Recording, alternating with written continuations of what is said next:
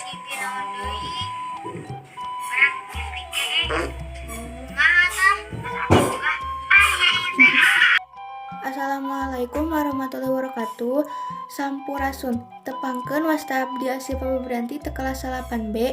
Di dieu abdi bade ngadugikeun hasil analisis kana film anu temana bobodoran anu judulna Ngimpi karya Bapak Gilang. Latarna nyaeta di pasir sareng di payunan bumi. Alurna film ieu nyaritakeun si Dono jeung si Dodo anu ngimpi. Ari si Dono mah ngimpina teh boga duit loba pisan, tapi pas hudang jol eueuh. Beda jeung si Dodo. Kahijina mah ngimpina teh ngimpi sare jeung nu geulis, kan pas hudang nu geulis teh eueuh.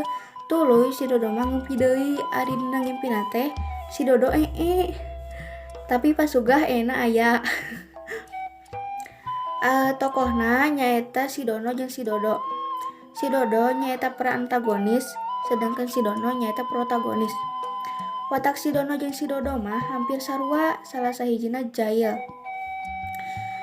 Amanat anu ditepikeun dina carita ieu atanapi dina film ieu nyaeta ngimpi teh teu salilana emang bener ngimpi, tapi aya oge semacam kahayang urang anu ditatahan nepi ka aya dina dunia nyata siga ngimpi si Dodo. Mangkana sateu acan bobo dianjurkeun ka jaman heula. Cekap sakitu nu tiasa kusim abdi didugikeun. Wassalamualaikum warahmatullahi wabarakatuh.